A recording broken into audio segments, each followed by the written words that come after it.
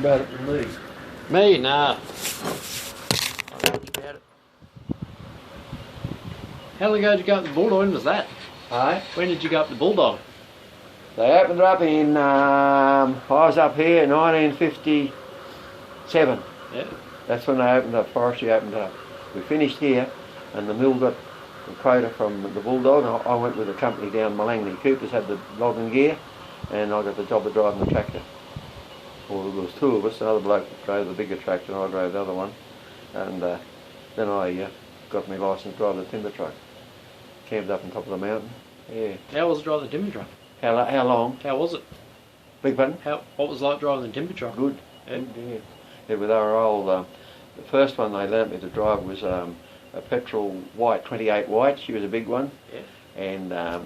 And then they brought two Leylands, and they had another white, and they sent it out to Kurt's Crossing in Grafton. The driver, he lived in Malangini, and he fucking unloading the logs. There was no crane, only a fucking winches, and he's following the fucking.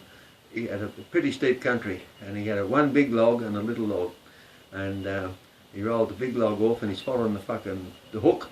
He forgot about the cunt behind. Yeah, fucking stopped him, fucking fell on top of him. Jesus.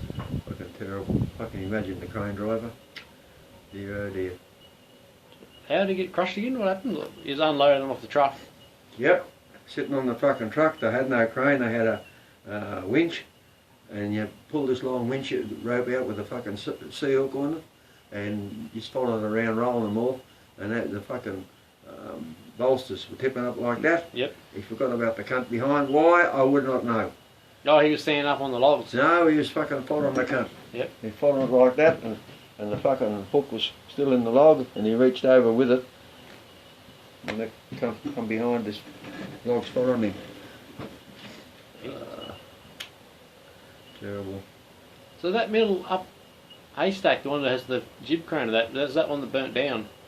Yeah. Was it? The mill was in between the little office and the crane, was it? Yeah. Yeah. Yeah, there wasn't much there. Looked around. It cut, yeah, house orders and that, yeah. But I think the fucking Ted Johnson, remember Howard Johnson lived out there where young Gray lives, and his father, old Ted Johnson, brought the fucking mill up there, Yep. and the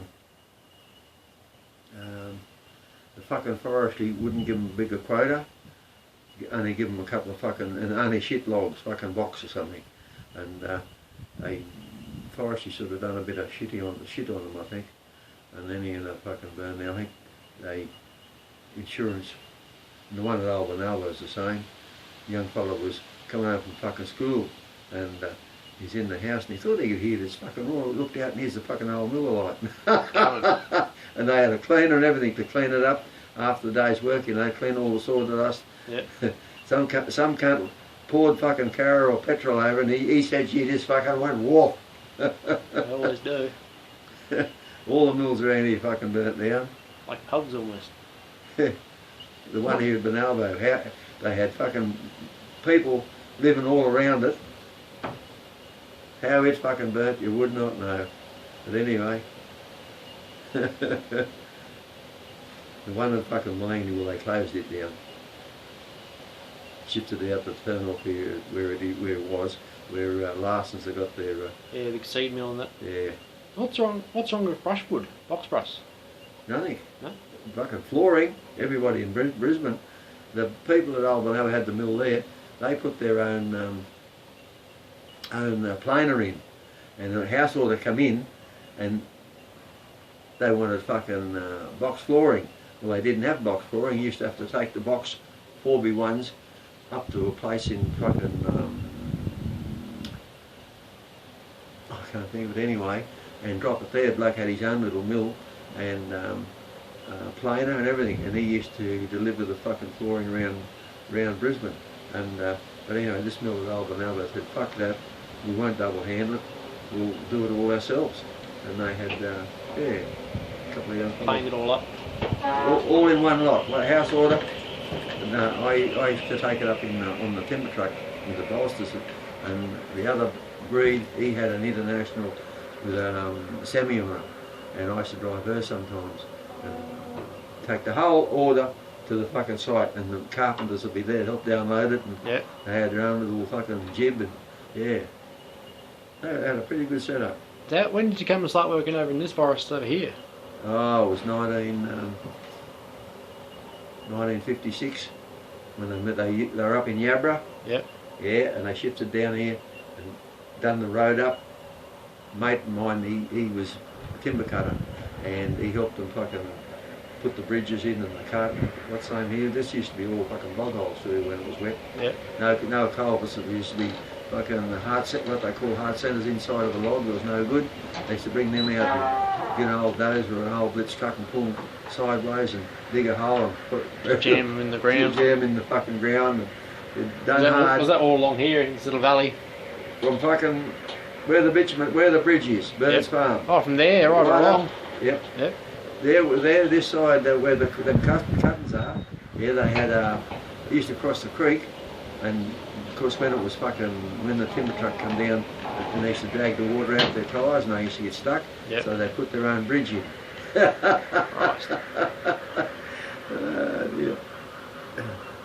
I started up here offside, and with PJ Carey had a big say in the mill in Benalbo.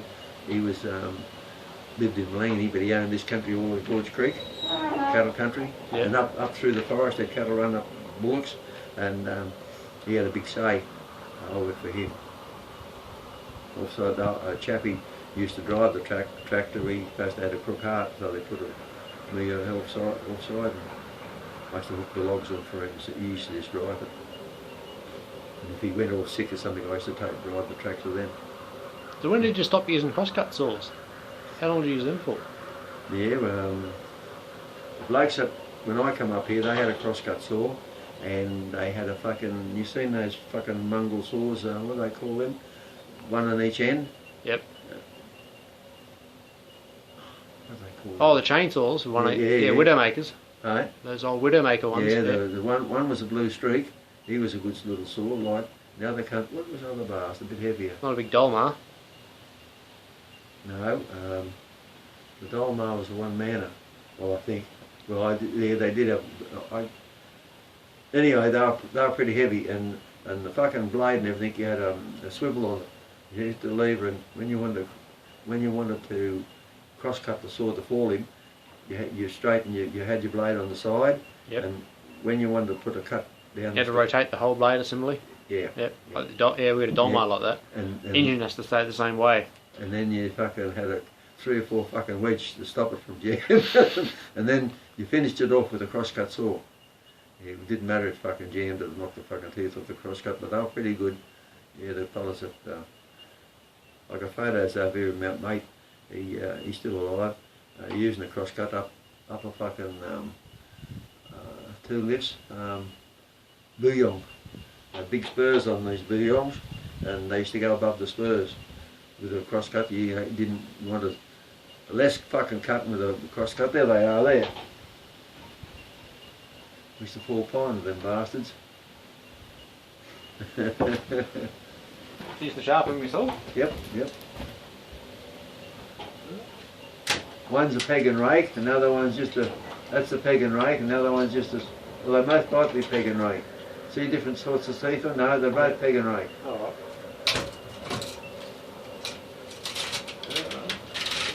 They have to use a certain way around? I haven't got one. I don't know whether I got one or not. Yep. You got a saw setter, and you set your fucking teeth with this saw setter. Yeah, like a pair of pliers. Yeah. What about broad? You ever have much fun with broad axes? No. No. I had a broad axe. Who did I fucking give it to? Somebody wanted to fucking do something with the broad axe. Do something, I'll give them the broad axe. I never give it back. I don't think I got it. I used to. I planted because I'm fucking dangerous bastards with the kids around.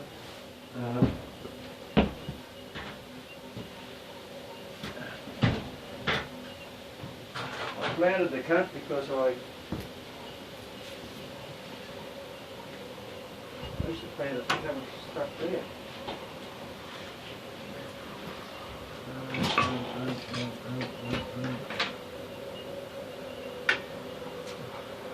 Very dangerous bit of machine. Do you have many ad scars, Aaron? Hi? Do you have any scars from adzes? Which? Do you have many scars on your legs from adzes? I fucking cut my leg out one day. What was I fucking doing? And my fucking knee here. Belly in the fucking tree. Oh, the sword's out back. Yeah, she kicked back. Yep. Yeah, I was bending down like this. I wanted to get as close to the fucking ground as I could, and I had a long blade on her. And she kicked back and fucking had me fucking knee up. Ah! There. Yep. Old Trevor Latini was the Fucking fucking hell. the doctor, and I poured some fucking shit on and kept going. And when I knocked off, I went into Trevor, and he put a fucking stitch in her. And where's that fucking axe? You lost it. Huh? So dangerous, you've lost it. Oh, I'd say I'll give it to some cunt because I had to put it away because it was very dangerous fucking bit of machinery. Howard, everything of yours is dangerous. What are you worried about?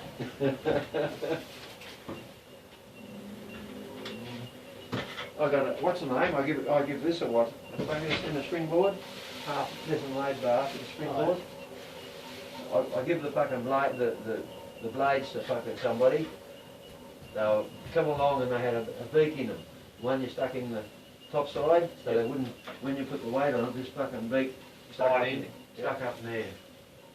No, you must get rid of it. The bloke I give them the what's the springboard, he lives in Inverell now, Farragut Hagen. His son lives out at fucking Pretty Gully, got the fucking cattle truck. And Jason. That fucking act, that's the blade.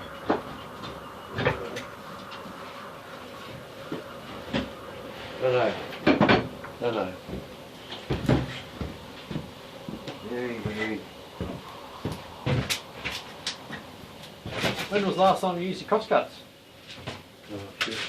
Ages. Years. We fell a lot of pine up top end of Tungabung, big pine. Yep. And Dad and your cousin and his father.